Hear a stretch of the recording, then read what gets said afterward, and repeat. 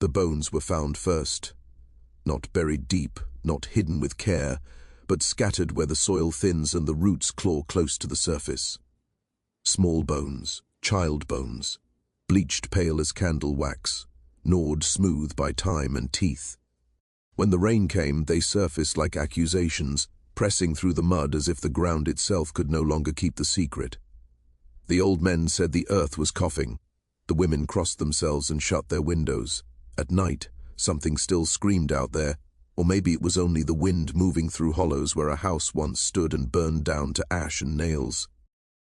They said the fire never stopped smelling. Even decades later, the dirt carried it, charred wood, hair, something sweet and rotten underneath. Locals learned to walk around that place without thinking about it, the way you learn to avoid a bad tooth with your tongue. But memory does not rot as easily as flesh. It waits. If you are listening to this now, pause for a moment. Which city are you hearing this from? And what time is it right now? Morning light or deep night? Crowded streets or an empty room? Hold that answer quietly, because places and hours matter more than people like to admit. The town does not appear on most maps anymore. In older atlases, its name is printed so faintly it looks like a mistake. A railroad stop that never grew into a city, a cluster of farms pressed up against a forest that locals said had no bottom. Church records list births and deaths there for less than 60 years, then stop abruptly, as if the handwriting them simply refused to go on. Census pages are missing. Land deeds end mid-sentence. Something folded in on itself and vanished. In the early years, the town was described as orderly, God-fearing, isolated but proud of it. Families intermarried not out of scandal but convenience. Cousins became husbands. Widows married brothers-in-law, names repeated until they lost meaning. The soil was poor, the winters long, and strangers rare. When strangers did come, they never stayed. The house at the edge of town was already old when the first photographs were taken, 2 stories sagging inward like a body collapsing into itself. The porch leaned. The windows were always dark, even at noon. Children were told not to stare too long because the house stared back. Animals avoided it. Dogs whimpered and pulled at their chains when forced to pass. It was in that house that the child was born. No doctor attended. No proper record survives, only a notation in a church margin, cramped and overwritten, as if the ink itself hesitated. The mother's name is crossed out twice. The father's name appears nowhere at all. From the beginning, people noticed things they could not explain and things they refused to explain. The child did not cry like others. The sound was lower, older. When it did sleep, neighbors swore they heard voices moving through the walls, overlapping, arguing in whispers that did not belong to a single throat. And as the seasons turned, the town began to understand that something had entered the world that should have remained buried. The region was known for swallowing things. Roads disappeared under creeping weeds, fences leaned, then fell, then were reclaimed by rust and moss. Surveyors complained that their compasses misbehaved there, needles drifting as if pulled by something underground. Old plat maps show straight property lines that no longer exist, as if the land itself had shifted its shoulders and refused to be measured. In county archives, the area is described as unproductive, a polite word that hid deeper unease. Crops failed without reason. Wells went sour. Livestock miscarried or were born twisted, joints bent the wrong way, eyes clouded and unseeing. The town's founders believed isolation was protection. They settled far from rivers, far from trade routes, far from the eyes of authority. The church stood at the center, its bell cracked early on, producing a dull, uneven toll that carried poorly through the trees. Sermons focused less on salvation and more on obedience, endurance, the dangers of outside influence. Children were raised on stories of what happened to those who left and tried to come back, stories where names were never spoken aloud. Records from the late 19th century mention a series of unexplained fires, small ones at first, barns, smokehouses, always at night, always contained, no arrests, no investigations that went anywhere. The sheriff's notes grow shorter with each entry, until they stop entirely. After that, the town begins to fade from official memory, surviving only in family Bibles and whispered warnings passed down to children who did not know why they were afraid. The house at the edge of town stood closer to the forest than the others. Its foundation sunk unevenly into damp ground. The family living there had been present since the earliest days, their surname appearing again and again in marriage records, often paired with itself. Their lineage looped inward, a closed circuit. Outsiders joked that you could trace the family tree without lifting your pen. Locals did not laugh. They avoided the subject, the way you avoid touching a bruise to see how bad it is. By the time the child began to walk, the town had already changed its behavior. Curtains stayed drawn. Conversations stopped when footsteps approached. Women watched from windows with expressions that mixed pity and fear. The child wandered the yard alone, tracing shapes in the dirt with a stick, symbols no one recognized but everyone remembered later. Chickens went missing. Cats were found stiff near the tree line, arranged carefully, as if placed.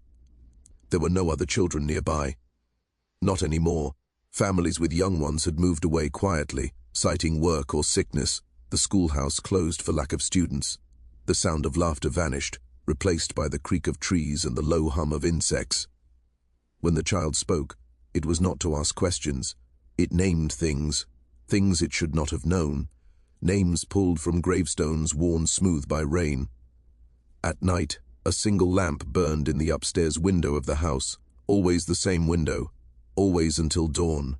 Those who watched too long reported the same sensation, a pressure behind the eyes, a certainty that something on the other side of the glass was watching back, learning them, memorizing. This was how the town learned that whatever had been born there was not content to remain hidden. It was growing, and with it, the weight of a history no one had the courage to confront. No one could say exactly when the child stopped behaving like a child. There was no single moment, no clean fracture.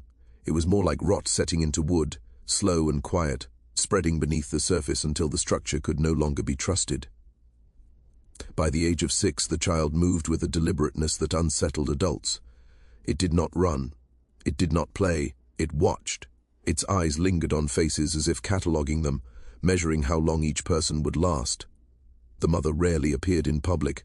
When she did, her posture was rigid, her gaze unfocused, as though part of her remained behind in the dark house. Townspeople noted bruises on her arms that she never explained.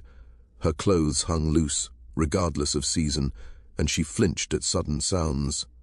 Some whispered that she had been sickly even before the child was born.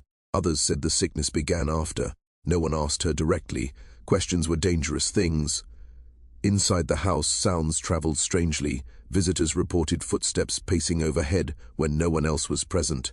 Others spoke of murmuring, layered voices slipping in and out of one another, impossible to separate. The child was often seen sitting on the floor near the hearth, arranging objects in precise patterns, buttons, feathers, teeth. When interrupted, it would look up slowly, its expression unreadable, and wait for the adult to leave before resuming. Animals began to die more frequently, not from disease, from injury. Throats crushed, limbs twisted. Sometimes marks appeared that looked like small hands pressed hard enough to bruise beneath fur. The child was questioned once, gently, by a church elder. It listened without blinking, then asked in a flat voice whether animals felt shame when they were broken. The elder did not return. Drawings started appearing nailed to trees along the forest path, crude at first glance but detailed the longer one looked. Figures joined together in ways that defied anatomy. Faces repeated on multiple bodies. A woman with a child's limbs, a man with no mouth, a house drawn again and again, its windows filled with eyes. No one claimed responsibility. The drawings were burned, but new ones appeared, closer to town. At night, screams were heard, not loud, not frantic, controlled, as if someone was practicing the sound. Sometimes they came from the forest, sometimes from the house. Dogs howled until their voices failed. Sleep became shallow and uneasy, filled with dreams of being watched from behind one's own eyes. The child began speaking of things that had not yet happened: a broken axle on the mill wagon, a death in the neighboring county, a storm that would split the old WWII by the church. When these things occurred, exactly as described, fear curdled into something heavier. People avoided the house entirely now, crossing the street to put distance between themselves and it. as if proximity alone invited contamination. The mother grew thinner. Her hair fell out in clumps. She stopped attending services.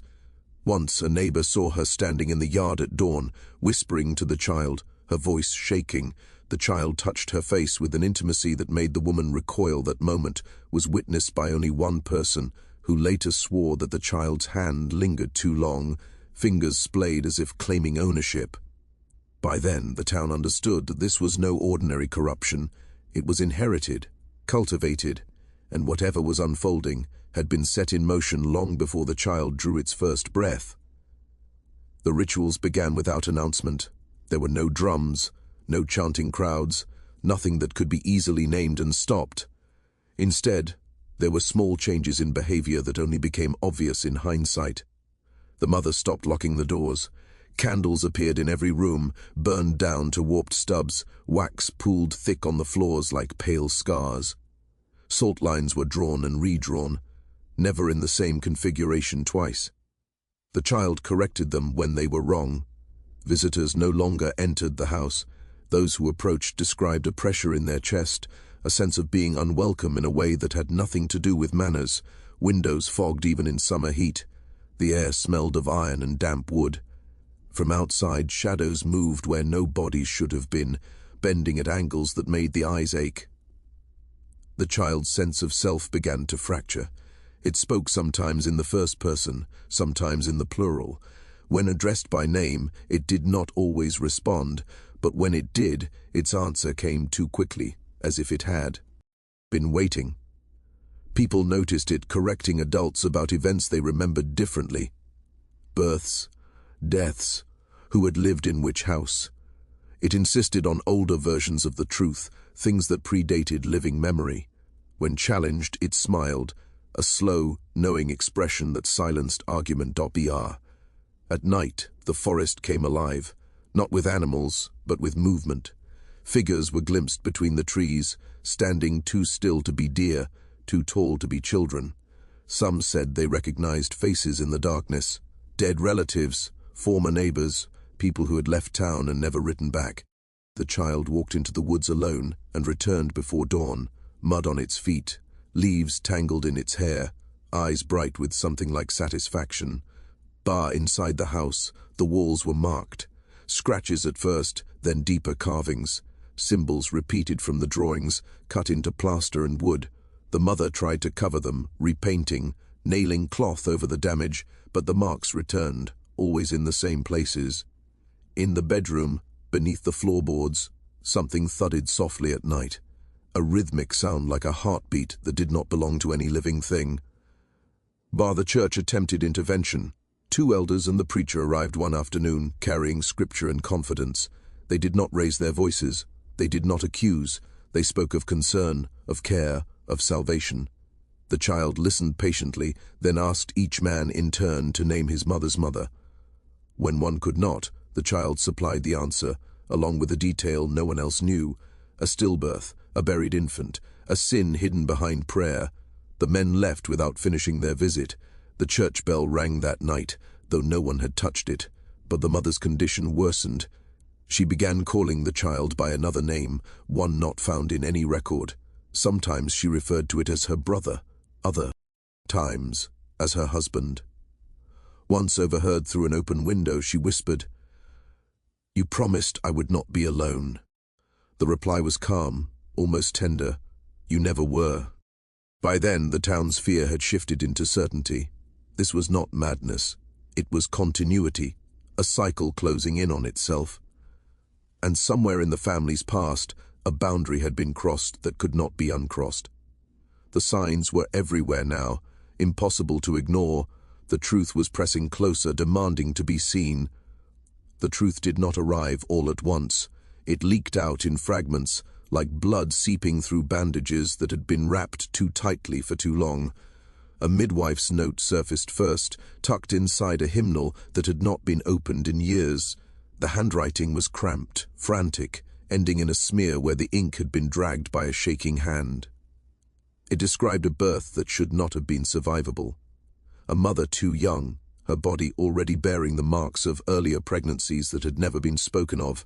a father listed only by an initial that matched more than one man in the household. Old marriage records were examined next. Dates overlapped in ways that made no sense. A woman married, widowed, remarried within weeks. Children born impossibly close together, assigned to different fathers who shared the same blood. The family tree did not branch. It folded inward, ring upon ring, names repeating until they lost distinction. Sister became wife, uncle became father, mother became something else entirely. The mother of the child had grown up in that same house. She had never left. Her schooling ended early. Her social world never extended beyond the property line. Her first pregnancy occurred before anyone admitted she had reached womanhood. The child she carried then did not survive, nor did the next. Burials were performed quietly, at night, without markers.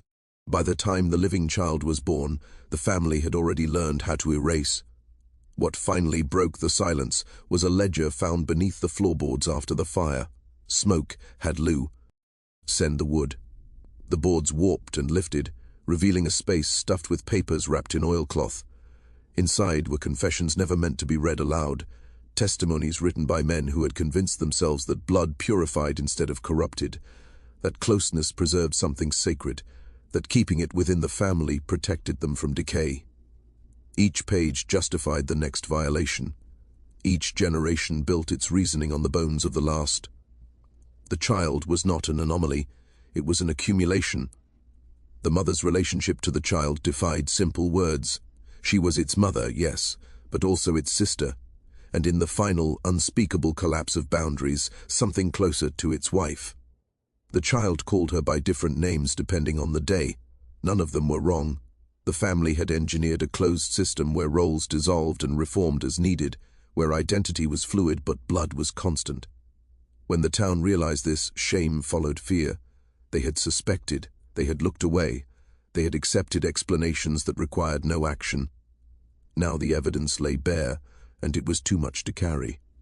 The child's strange knowledge, its fractured sense of self, the voices in the house, all of it traced back to a lineage that had consumed itself. The revelation did not bring relief, it brought urgency. People spoke in hushed tones about cleansing, about endings, about the need to stop what had been allowed to continue for too long. The house at the edge of town was no longer just a place of dread, it was a wound. And wounds, left untreated, fester. The decision was made without a vote, without a record. Some acts are committed collectively so no single person has to remember who struck the first blow. The night they went to the house, there was no moon. Clouds pressed low, trapping heat and sound, turning every breath into something secretive. Lan. Turns were carried, but kept hooded. No one spoke above a whisper. The town moved as a single body, driven not by rage but by a heavier force, the need to erase, to cauterize what had been left open for generations. The animals were dealt with first. Livestock belonging to the family were dragged from their pens and slaughtered where they stood. Blood soaked into the dirt, dark and steaming, an offering made without prayer. Chickens screamed until their necks snapped. A cow went down on its knees before the knife found its throat. Some said later that this was the worst part, the sound of innocent things paying for sins they did not commit. Others said it was necessary. Contamination spreads if left alive. When they reached the house, the windows were already lit from within.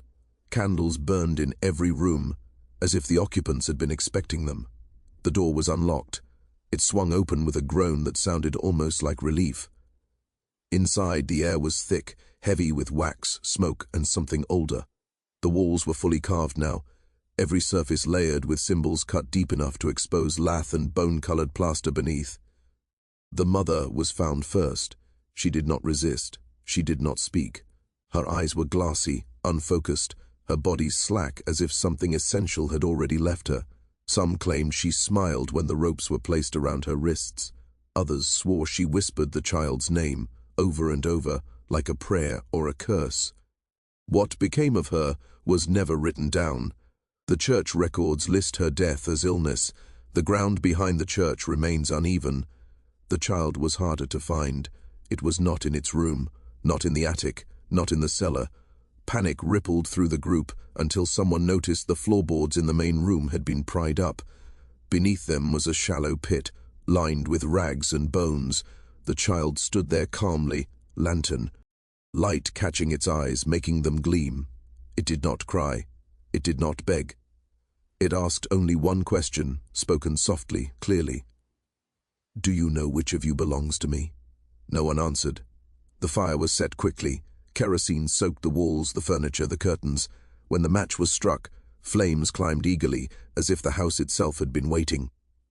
Heat drove the crowd back. The roof collapsed inward with a roar. Sparks rose into the trees.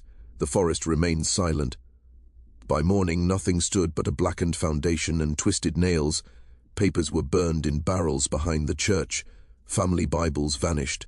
Names were struck from stones. The town agreed never to speak of what had happened. The children were told the house had been abandoned. The screams heard that night were attributed to animals. But silence does not undo blood. It only buries it shallowly. And beneath the ash, something endured, waiting for the day when forgetting would fail. For decades, the ground where the house had stood refused to settle. Grass grew thin there, pale and brittle. Snow melted faster, leaving the earth exposed like a bruise. Children avoided it without being told why. Adults walked wide circles around the spot, their steps unconsciously quickening. The town itself continued to shrink, families leaving as opportunities dried up, until only a handful of surnames remained, each carrying pieces of the same unspoken memory.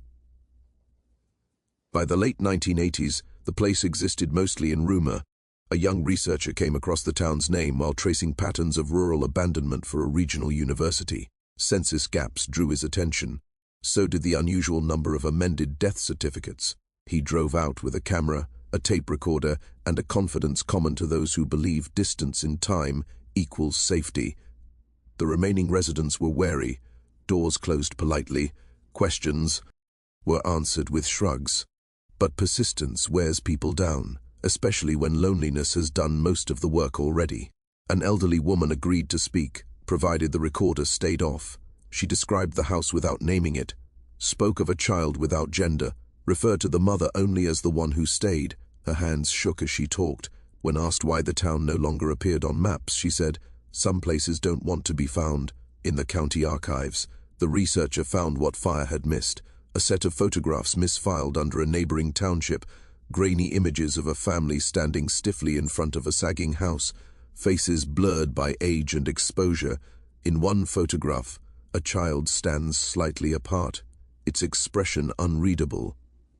The researcher noted something unsettling only later.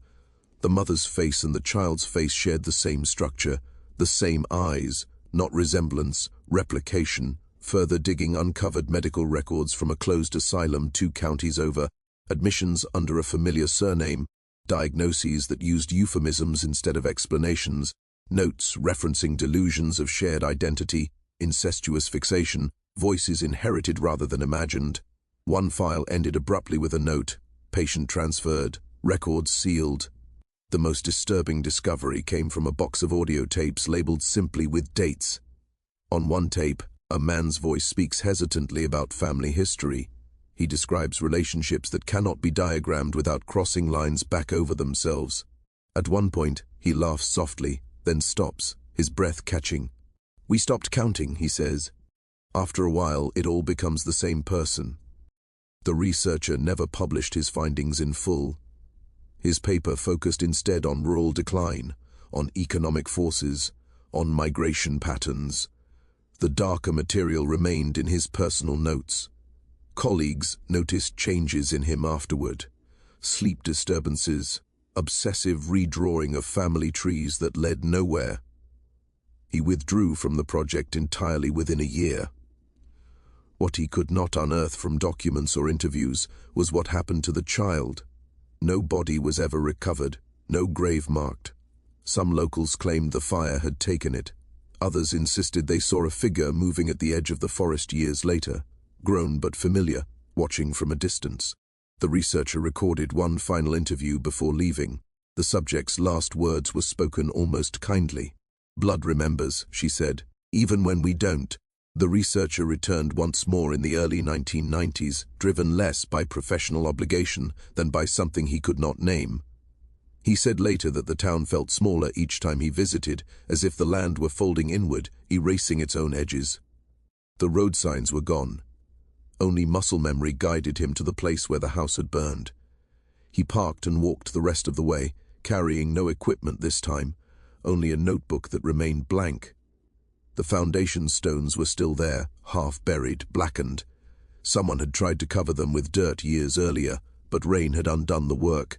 Kneeling, the researcher noticed shallow depressions in the soil, small enough to suggest bones once lay there. He did not dig. He said later that he felt watched, not from the trees but from the ground itself, as if the earth were aware of being observed. In a thrift store 2 towns over, he found a stack of home movies labeled with the same surname. The shop owner claimed they had come from an estate sale. The tapes were damaged, warped by heat. "We!" N played. The footage wavered and jumped. Most of it showed mundane scenes, fields, a porch, a woman standing stiffly beside a child who never quite looked at the camera. On one tape, near the end, the child turns suddenly, staring directly into the lens. The expression is calm, familiar, as if recognizing the viewer. Frame by frame, the researchers slowed the footage. He noticed something that made his stomach tighten. In the reflection of a window behind them, another face appeared, older, thinner, identical in structure, standing where no one else should have been. Around this time, reports surfaced of vandalism at the site, symbols carved into remaining stones, dead animals placed carefully along the perimeter. The local sheriff dismissed it as teenagers. No one was ever caught. Residents complained of voices at night, of dreams where they walked the forest paths and forgot their own names. The town council voted to officially dissolve the township, folding it into a neighboring jurisdiction. The name was removed from signage. The post office closed. It became, on paper, a place that had never existed. The researcher's final note was found among his effects after his death, a single page written in a tight, slanted hand. It described a realization that came too late, that the child had not been a single individual, but a continuation, a vessel shaped by repetition, the product of a lineage that had refused to branch, choosing instead to deepen. He wrote that burning the house had destroyed a structure, not a system. Bloodlines do not end with fire. He ended the note with a question, underlined twice. If identity is inherited, not learned, where does it go when there is no one left to remember? The forest still stands. The soil still refuses certain crops. Travelers passing through sometimes report a figure standing just beyond the tree line, watching the rower. Waiting. Not for revenge, for recognition, because things born of closed circles do not vanish. They echo, long after the last house collapsed and the last record was misfiled or burned. The story continued in quieter ways. It surfaced in dreams that did not belong to those who dreamed them. In children who asked questions their parents could not answer. In families who traced their lineage back and found gaps where names should have been, as if someone had reached in and removed them with care. The land remembers what people refuse to carry. That place, unnamed now, still exhales its history in subtle signs. A patch of earth where nothing grows, a sudden sickness in animals that wander too close, a feeling, reported again and again by travelers, of being counted, not seen, counted, as if something were tallying bloodlines, measuring continuity. What unsettles historians is not the violence, or even the incest, but the intention behind it. This was not chaos. It was preservation taken to its most perverse extreme, a belief that purity could be achieved by collapsing the family inward until it became a single, self-sustaining entity, a lineage that consumed itself in order to endure. The child was not the beginning. It was the proof of concept. Some genealogists claim to have found echoes of the family elsewhere, similar names appearing in distant counties decades later. Birth records that mirror the same patterns, relationships that defy conventional explanation. These findings are dismissed as coincidence, as statistical noise, but those who have studied the case closely note the same anomalies repeating, the same tightening of circles, the same erasure of witnesses. There are rumors, difficult to verify, of a woman who appeared in the region in the early 2000s, asking questions about land that no longer existed. She was described as ageless, familiar. She left no records behind. Others speak of a man who attended funerals uninvited, standing at the back, his gaze lingering on family members with an intensity that made mourners uncomfortable. No one ever saw him arrive or leave. If the child survived the fire, it would be old now, or perhaps age does not apply in the usual way to something shaped by repetition rather than time. Perhaps it learned what it needed to learn and moved on, carrying the memory of the house, the mother, the closed circle, into new soil. Because blood, once taught a pattern, does not easily forget it. The town believed that destroying the house would end the story, that silence would cauterize the wound. Instead, it ensured that no one would recognize the signs when they appeared again. History does not require witnesses to repeat itself. It only requires neglect. So consider this, quietly, without answering out loud. What would you do if you discovered that your mother was also your sister? That your identity was not a line, but a loop? That every face in your family tree led back to the same origin, the same room, the same whispered justifications? Would you burn the house? Or would you step inside, convinced that what was preserved there belonged to you? Some doors are not locked to keep things out, they are closed to keep them in. And once opened, they do not forget the hands that turned the handle.